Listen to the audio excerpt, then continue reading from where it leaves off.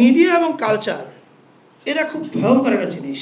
আমরা আমরা চাইলে খুব ভালো মানুষ হতে পারি, চাইলে ভয়াবহ পাপী হতে পারি। আমরা অনেক রকমের পাপ করছি। সেই পাপটা কি? আমরা আমাদের ইতিহাসের অনেকগুলো অধ্যায়কে ঠেকে গেছি, কথা বলিনি এগুলো নিয়ে।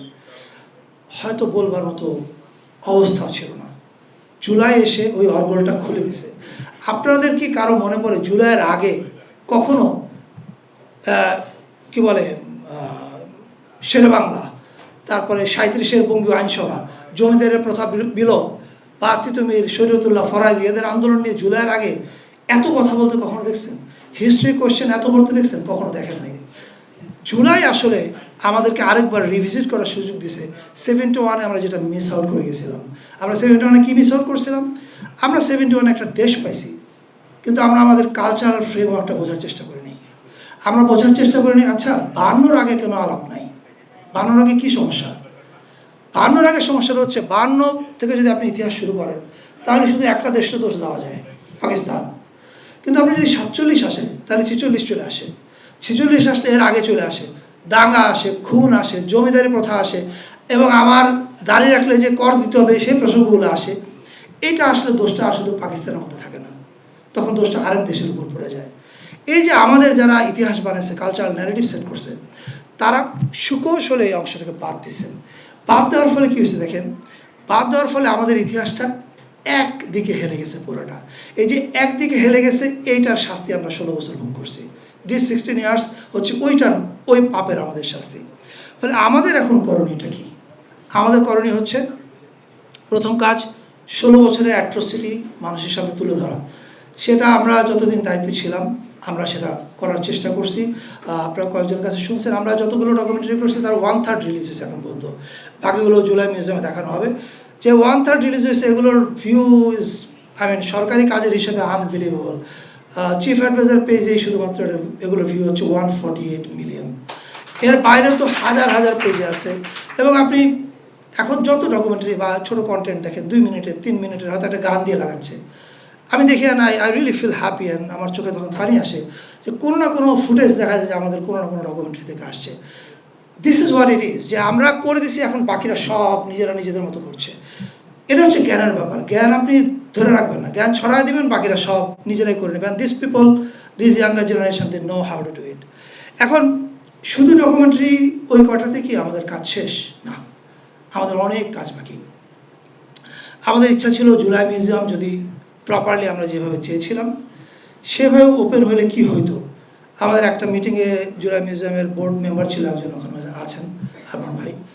সেই মিটিংয়ে আমি ফার্স্ট একটাই মিটিং হয়েছিল, সেই মিটিংয়ে আমি বলছিলাম, দেখেন আমাদের লক্ষ্য শুধু এই 16 বছর নিয়ে রিসার্চ করা না, বাংলাদেশের 54 বছর ইতিহাস নিয়ে রিসার্চ করা, ইনক্লুডিং 72 to 75, এবং আরও পিছনে যাওয়া, জমিদার প্রথা নিয়ে গল্প বলা। কেন ভাষা নিয়ে আমাদের গল্পে নাই? ভাষা নিয়ে খুঁজে নিয়ে আসা, কী সমস্যা, তারা কেন আড়াল করা হচ্ছে? কেন জেনারেল ওসমানী 16 ডিসেম্বর আত্মসমর্পণ অনুষ্ঠানে থাকতে পারলেন না, সেটা আমাদের গল্পে নাই কেন? এই কাজগুলো আমরা করতে চাইছিলাম। এখন আমরা তো এখন মিউজিয়ামে নেই, মিউজিয়ামে যারা আছেন তারা এটা কতটা অনুসরণ করবেন বা কতটা ফলো করবেন আমি জানি না। তবে আমি আজকে একটা কথা এখানে একটা আলাপ তুলতে চাই।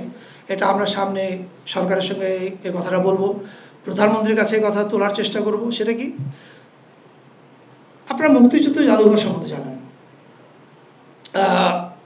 এই বিশ্ব সাহিত্য কেন্দ্র সম্বন্ধে জানেন, আরও অনেক প্রতিষ্ঠান আছে, এগুলো সরকারের সহযোগিতা হয়েছে।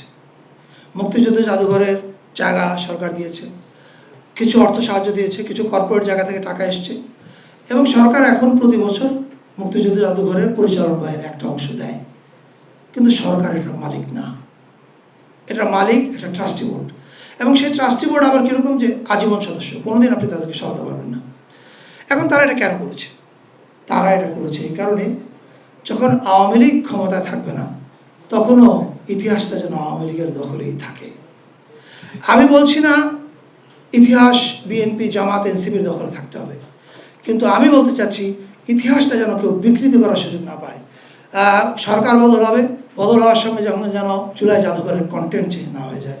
সরকার বদল হবে, বদল হওয়ার সঙ্গে সঙ্গে কেউ যেন এসে না বলে, না এটা তো জুলাই জাদুঘর, এখানে ভাষা নিয়ে কোনো রিসার্চ হবে না, ভাষা নিয়ে কেন, এখানে শেরে বাংলা কেন, এখানে 72 থেকে 75 কেন।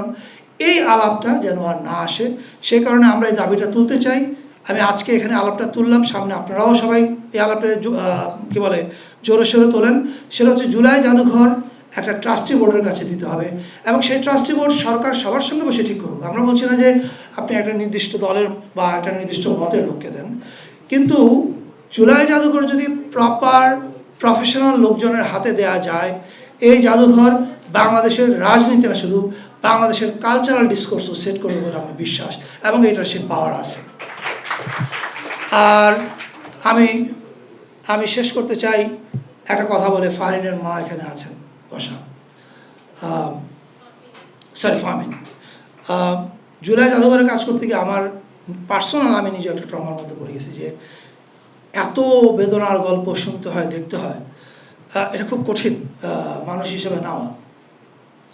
কিন্তু এই মানুষদের সাথে কথা বলতে গেলে আবার অনেক সাহসের কী বলে অনুপ্রেরণাও পাওয়া যায়। ফাহমিনের মায়ের একটা ভিডিও আপনারা কিছুদিন আগেও দেখেছেন, জিহারের পেজও আপলোড করা হয়েছিল, আগেও আপলোড করা হয়েছিল। সেখানে উনি একটা কথা বলেছিলেন, ওনার ছেলে তার লাশ পড়ে আছে,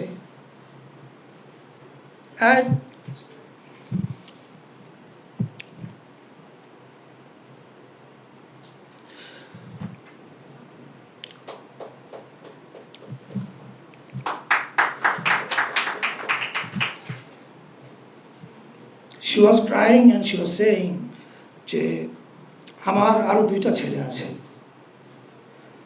প্রয়োজন হলে এই 2টা ছেলেকে আমি পাঠাবো। এই মায়েরা যে দেশে থাকে সে দেশ হারবে না, এবং এই মায়েরা যতদিন থাকবে ততদিন সিভিল সোসাইটি নামক শয়তান যে শয়তানি করছে জুলাইকে ভোলানোর, এবং জুলাই একটা জাস্ট রাইট উইং মুভমেন্ট, সন্ত্রাসী, জঙ্গি, যত রকমের মিথ্যাচার করছে, কোনো শয়তান দিয়ে কাজ হবে না। কারণ এই সিভিল সোসাইটি জুলাই ঘটায় নাই, জুলাই ঘটাইছে বাংলাদেশের কোটি কোটি মানুষ, এই মায়ের সন্তান। সো